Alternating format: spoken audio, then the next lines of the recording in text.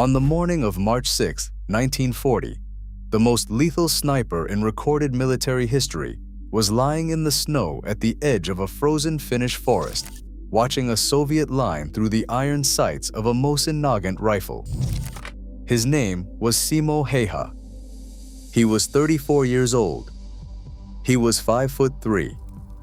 He was a farmer from a village called Rautjärvi, and over the previous 98 days, he had killed more enemy soldiers, alone, with a rifle that did not have a telescopic scope, than any other sniper in any war that has ever been recorded. The exact number is still debated.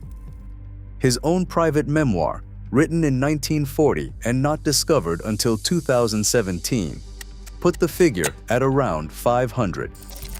His division commander recorded 219 confirmed kills with a rifle. A Finnish army chaplain who kept count in his diary recorded 259. Most popular sources today cite 505. His official biographer, the Finnish Army Major Tapio Saarelainen, who interviewed Häyhä dozens of times before his death, put the number at 542. Whatever the true count, no sniper in any war has matched it before or since, and Simo Häyhä did it in less than 100 days. On that morning of March 6th, with the war almost over, the Soviets had identified his approximate position. They had brought up reinforcements specifically to find him. And one of those reinforcements, a Soviet rifleman whose name was never recorded, fired a single shot. The bullet was an explosive round. It struck Simo Häyhä in the lower left jaw. Half his face was destroyed. His comrades who reached him minutes later thought he was already dead. He was carried back through the Finnish lines on a stretcher, unconscious, the wound packed with gauze, his pulse barely detectable. He fell into a coma. He woke up 11 days later.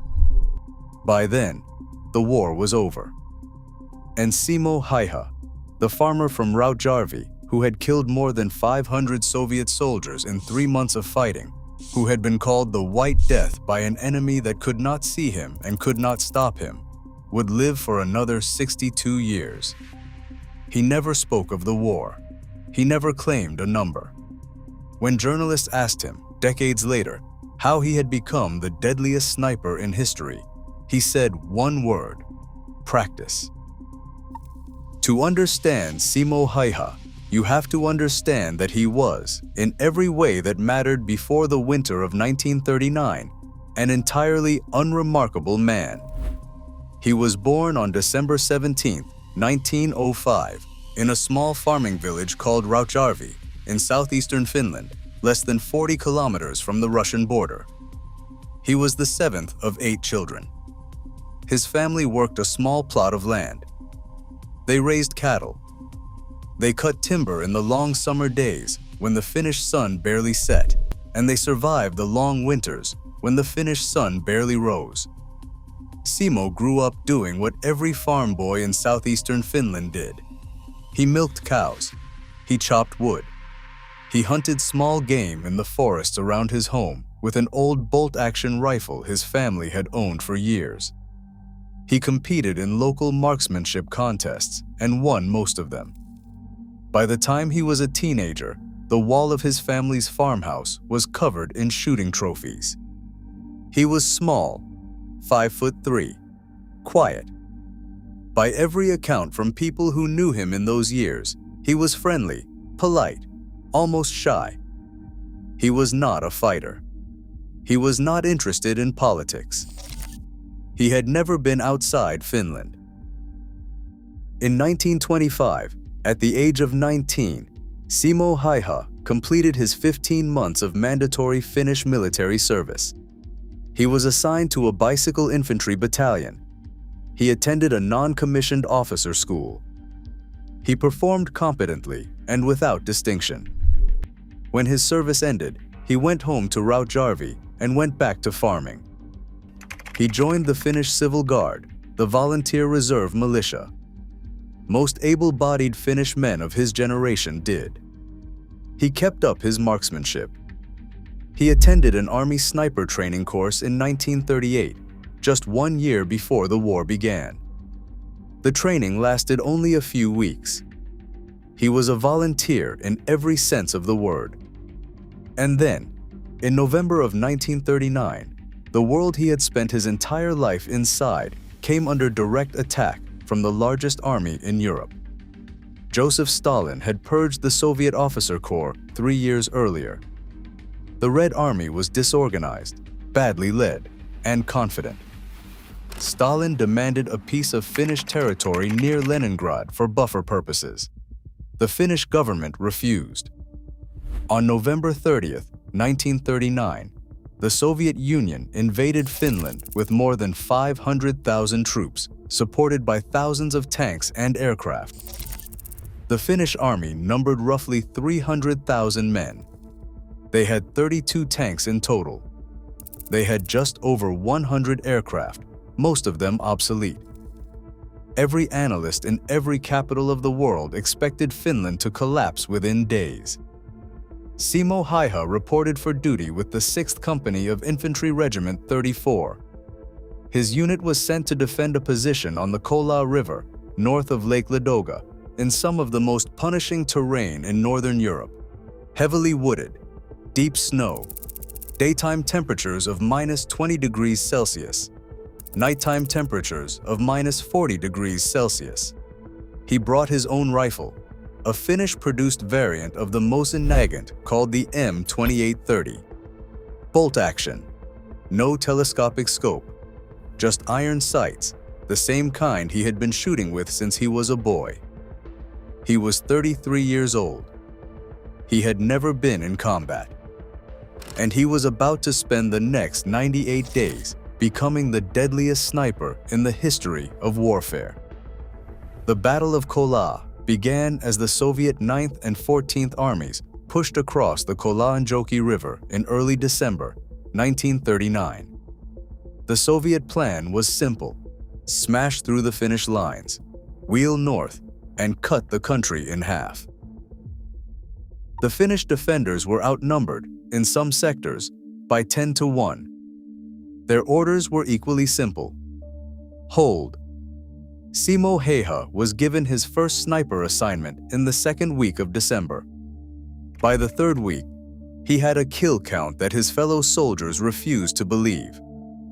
The methods he used to survive and to kill were not the methods of any sniper school. They were the methods of a Finnish farm boy who had spent his entire life hunting in forests like the one he was now defending. He used iron sights instead of a telescope. The popular explanation, and one Häyhä himself gave in interviews, was that telescopic sights produced a glint of reflected sunlight that could give away a sniper's position. There was a second reason. A telescope required the shooter to lift his head higher to see through it. Iron sights let Häyhä keep his face flat against the stock of the rifle and present the smallest possible target above the snow. He wore complete white camouflage, head to toe. Soviet troops at the start of the war had not been issued winter camouflage uniforms. They wore standard wool greatcoats, dark olive, almost black against the snow, making them easy to see at long distances. The Finns, who fought in their own winter, had been clothed for it. Before settling into a firing position, Häyhä would build up small mounds of snow in front of his rifle. 2 reasons. First, the mounds gave him cover. Second, when he fired, the muzzle blast would normally kick up a small cloud of fresh snow that revealed his position to anyone watching. The hardened mounds prevented that. He would lie in the snow for hours without moving. To prevent his breath from rising in the cold air and giving him away, he kept snow inside his mouth. The cold of the snow against his teeth and tongue cooled his exhalations enough that no visible vapor escaped. He fired from low positions, often prone, often partially buried. He chose firing positions where the angle of the sun would be in the eyes of his targets, not his own. He chose positions with multiple escape routes. He never fired more than once or twice from the same spot before moving. And he was, by every account from his fellow soldiers, almost supernaturally calm. He did not flinch under counterfire.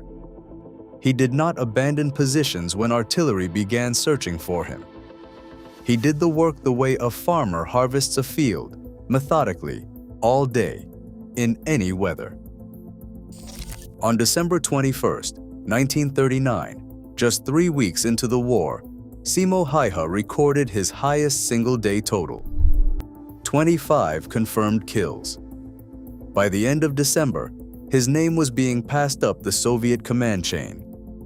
By mid-January, the Soviets were redirecting artillery batteries to fire on suspected Finnish sniper positions in the Kola sector. Entire Soviet companies began refusing to advance through the area at all. The Soviets sent in their own snipers, counter-snipers, specialists trained in Moscow, and dispatched specifically to find and kill the Finn who was eating their advancing infantry one bullet at a time. None of them survived. Häyhä would describe, decades later, what it was like to take down a Soviet counter-sniper. He never used the language of triumph. He spoke about it the way a man speaks about a hard day's work. The other man, he said, had been good. But he had been better.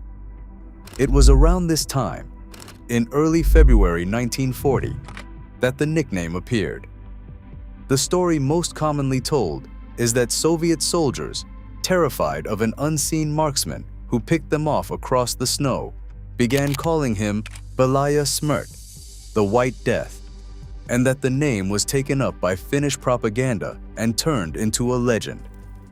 The truth is more complicated.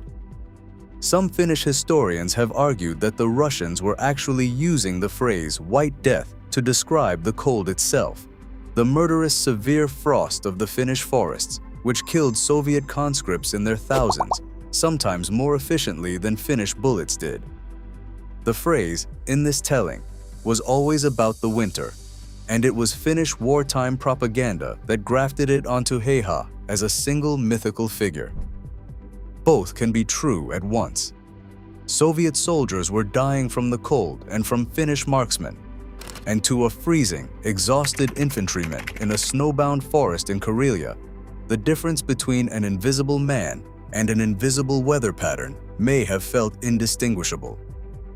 What is certain is that, by mid-February, Simo Häyhä was no longer just a sniper.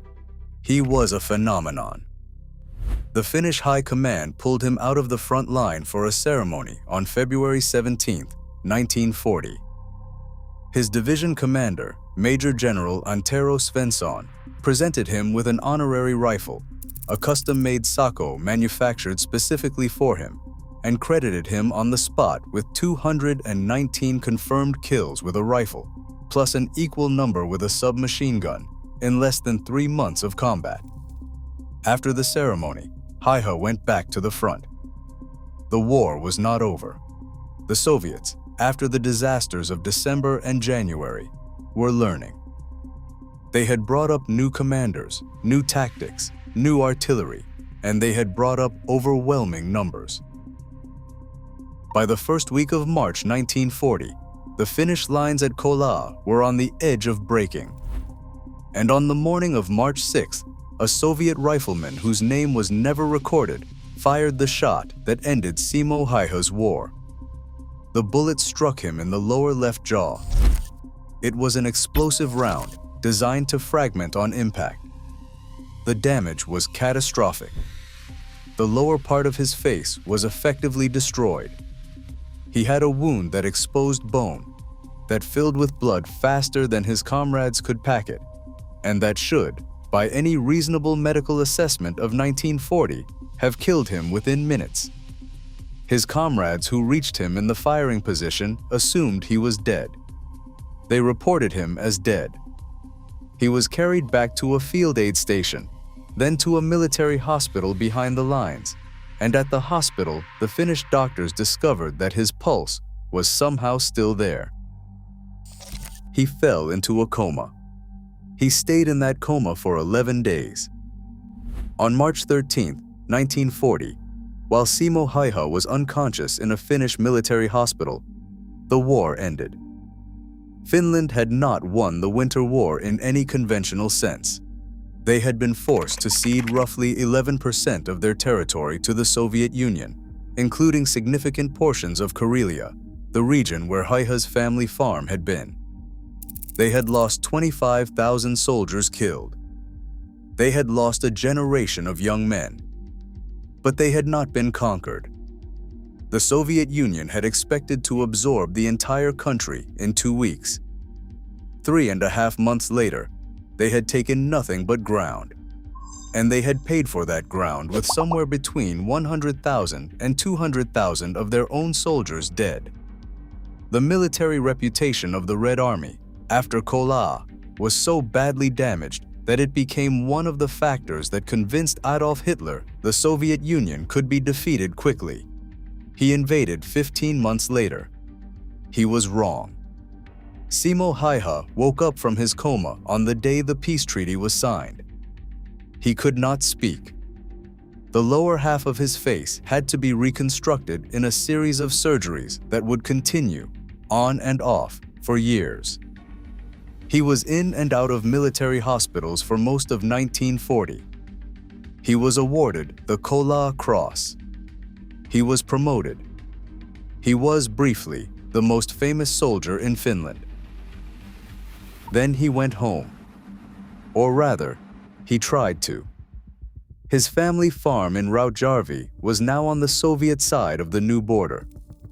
The home he had grown up in, the fields he had worked, the forests he had hunted in as a boy, all of it now belonged to the country whose army he had spent the winter killing. He never went back. He moved to a smaller farm in another part of Finland. He went back to working the land. He hunted moose. He bred dogs. He worked for the rest of his life as a quiet, unremarkable farmer in a Finnish village. He gave almost no interviews. He wrote no memoir for public release. He would not pose for photographs that emphasized the war years. He kept the visible scars on his face for the rest of his life. But he refused, when asked, to make any public claim about how many men he had killed. He kept his private memoir locked away. He told one journalist late in his life that he had simply done what he had been told to do, as well as he could, because there would be no Finland if everyone had not done the same. He never married. He had no children. He lived alone for decades. In 2017, 15 years after his death, researchers going through his personal effects discovered a small notebook he had kept during the war and in the months after. The researchers had discovered a private record few expected. Inside the notebook was a list. He had called it his sin list, Syntilista. It was an accounting of the Soviet soldiers he believed he had killed during the Winter War. The number at the bottom was approximately 500. The name Syntilista carried a quiet weight. He had never shown the list to anyone. He had never used the number publicly. He had never, in 62 years of post-war life, claimed credit for the body count that, by then, had made him a legend in nearly every military academy in the world. That silence became part of his legend. He had simply written it down and kept it. Simo Häyhä died on April 1, 2002, in a war veterans nursing home in the Finnish town of Hamina. He was 96 years old. He was buried in his hometown of Ruokolahti, near the new Finnish-Russian border, on land that, when he was a boy, had been part of Finland on both sides. He was buried where his life had begun. When asked, in an interview shortly before his death, whether he had any regrets about what he had done in the winter of 1939, he gave the same answer he had given his entire life. He said, I did what I was told, as well as I could. There would be no Finland unless everyone had done the same. On a frozen Finnish morning, 98 days into a war that the rest of the world had assumed his country would lose in 2 weeks, a 5'3" farmer with a bolt-action rifle and no telescopic scope had killed somewhere between 242 and 542 enemy soldiers. The number is staggering, and it shaped how history remembers him. And then he had gone home and farmed and never spoken of it again. He returned to a simple life and kept his silence.